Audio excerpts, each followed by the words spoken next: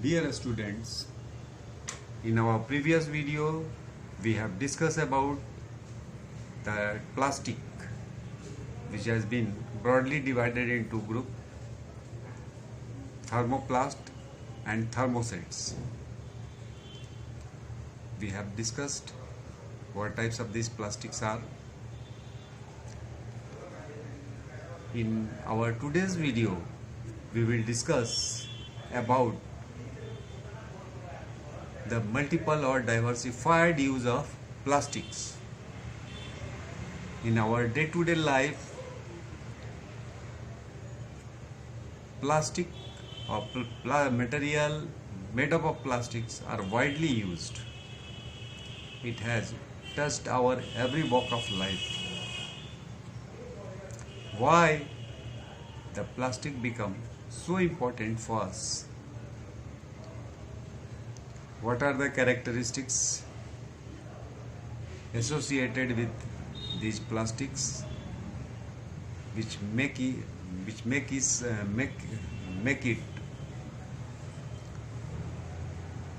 very versatile and important for our day-to-day life? We will discuss about this versatile nature of plastics. First of all, plastic is insulator or poor conductor of heat and electricity. It's made suitable for covering electric wires or handles of utensils, kitchenware.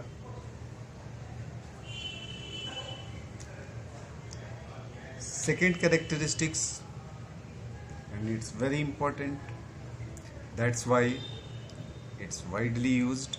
Plastic is non-reactive by nature.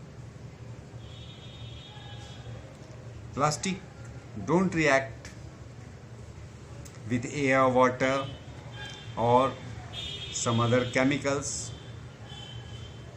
which are used.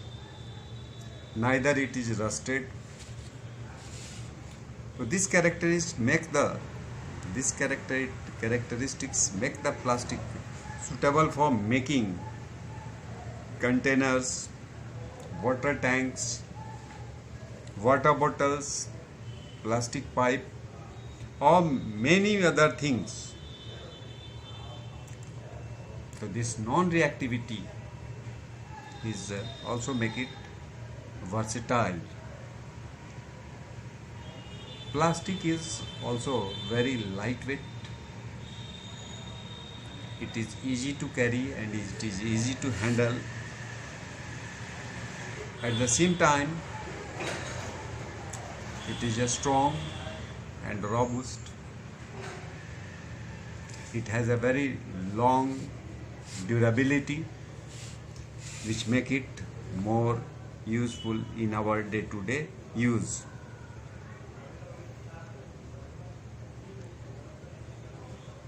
Plastics are also used in packaging material,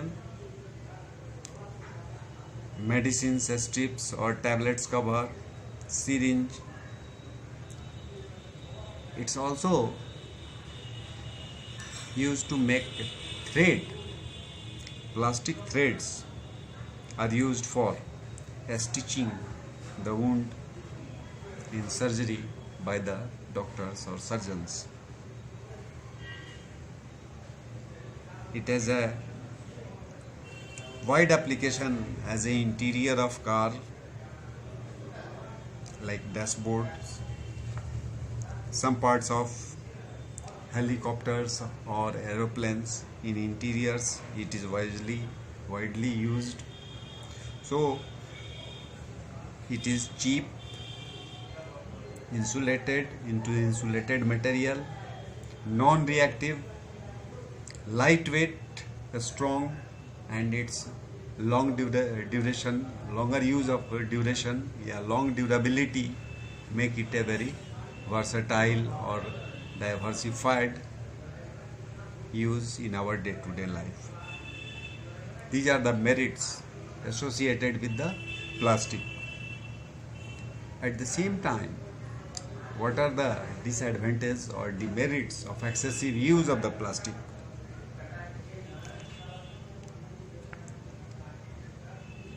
Plastic has a environmental consequences. It has a environmental impact. It is a non-biodegradable material. So it's create a nuisance or menace in our environment. It's take years to decompose. It not decomposed easily. Burning of plastic is also create environmental pollution. Its release on burning of plastics release toxic fumes in our environment. The non-biodegradable nature of plastic has made a major problem for our environment. So its use should be judicious. Excessive use of the plastic create a environmental problem. So its judicious application is needed or required. Otherwise, it has a problem.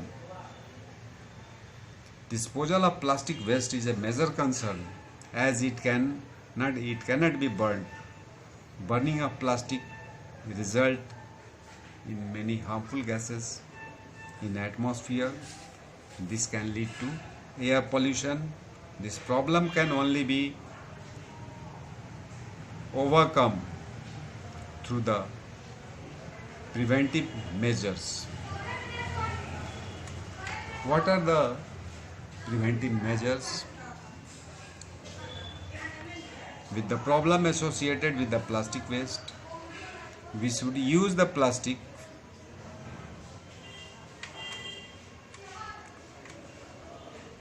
in very judicious way. First, refuse to buy new items. Say no to single-use and disposable plastic. So you have to refuse single-use plastic. Second option is reduce the consumption of plastic, which create the low plastic waste or few plastic waste. Third option, reuse containers and goods made of plastic. Don't throw it away. The soft drink cans and bottles, reuse them.